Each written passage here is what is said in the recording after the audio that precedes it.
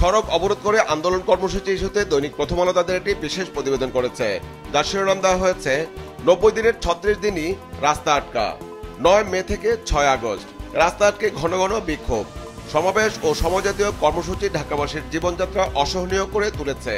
রাস্তা আটকানো হয় মোট 54 বার, রাজনৈতিক কর্মসূচি 26টি, শিক্ষার্থীদের আন্দোলন 13টি, চাকরি সংক্রান্ত বিক্ষোভ 6টি, নানা অনুষ্ঠান ও কর্মসূচি 9টি। অন্তর্বর্তী সরকারের 1 বছর ইস্যুতে পত্রিকাটি রিপোর্টে শিরোনাম করেছে অন্তর্বর্তী সরকারের 1 বছর। সরকারের দ্বিতীয় অধ্যায়ে প্রধান কাজ সুষ্ঠু নির্বাচন, উপদেষ্টা পরিষদের বৈঠক।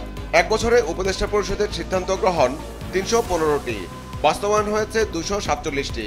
জুলাই শহীদদের আর্থিক সহায়তা প্রদানে বিধি হচ্ছে। আগামী সংসদ নির্বাচনের তফসিল ইস্যুতে পত্রিকাটি রিপোর্টে শিরোনাম করেছে জাতীয় সংসদ নির্বাচন, ডিসেম্বরের প্রথমার্ধে ভোটের তফসিল। দৈনিক সমকালও তাদের প্রধান শিরোনাম করেছে অন্তর্বর্তী সরকারের 1 বছর ইস্যুতে প্রাত্যহিক শাসনের সক্ষমতার ঘাটতি। অন্তর্বর্তী সরকারের 1 বছর, ডক্টর হোসেন জিল্লুর রহমান। 1 বছরের অর্থনৈতিক হালচাল নিয়ে ডক্টর দেবপ্রিয় ভট্টাচার্যের কলাম নিয়ে পত্রিকাটি রিপোর্টে শিরোনাম করেছে স্থিতিশীলতা এসেছে, ঘুরে দাঁড়ায়নি অর্থনীতি, ডক্টর দেবপ্রিয় ভট্টাচার্য। অগ্রগতির বিপরীতে সরকারের আয় ও ব্যয়ের ক্ষেত্রে বড় দুর্বলতা রয়ে গেছে। সরকারের 1 বছর পূর্তি উপলক্ষে তথ্য ও সম্প্রচার মন্ত্রণালয়ের উপদেষ্টা মাহফুজ আলমের সাক্ষাৎকার নিয়ে পত্রিকাটি রিপোর্টে শিরোনাম করেছে সরকারের কাছ থেকে সবাই সুবিধা নেয়, কেউ দায় নেয় না। শাপলা শাহবাগের দ্বন্দ্বে জুলাইয়ে থাকলে অভ্যুত্থান সফল হতো না। সরকার এক ধরনের সংকটে পড়েছে, যেটি আসলে বাস্তবায়নের সংকট। নবম ওয়েস্টবোর্ড বাস্তবায়ন করে যেতে চেষ্টা করব। দৈনিক ইত্তেফাকও তাদের প্রধান শিরোনাম করেছে অন্তর্বর্তী সরকারের 1 বছর ইস্যুতে ডক্টর ইউনূস সরকারের 1 বছর। জুলাইয়ের দায় কতটা সফল সরকার?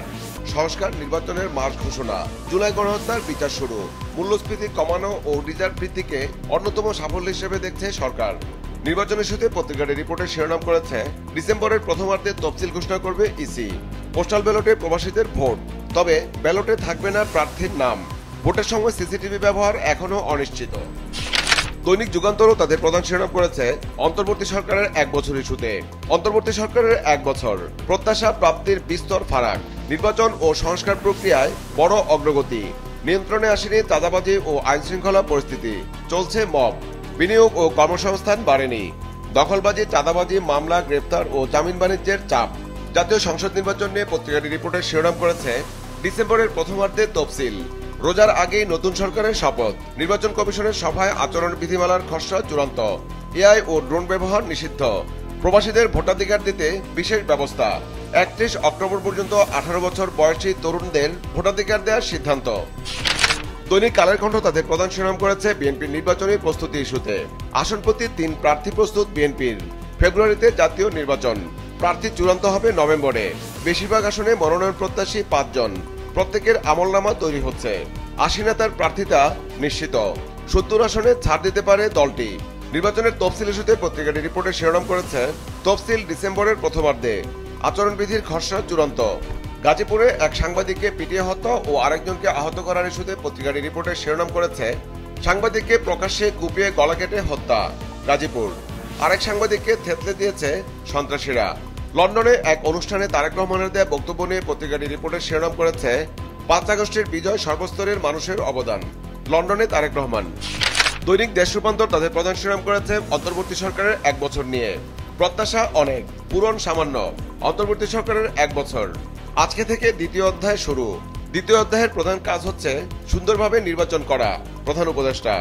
আইনশৃঙ্খলা পরিস্থিতির অবনতি, প্রশাসনের বিশৃঙ্খলা, আন্দোলনে নিহতদের বিচার এখনো না হওয়া সহ গুরুত্বপূর্ণ প্রত্যাশা অপূর্ণ, রিজার্ভে স্থিতিশীলতা নিয়ে আসা, ব্যাংক ও গার্মেন্টস খাতে শৃঙ্খলা ফিরিয়ে আনা, রাজনৈতিক দলগুলোকে এক টেবিলে বসানোর মতো নানা সফলতা রয়েছে 1 বছরে।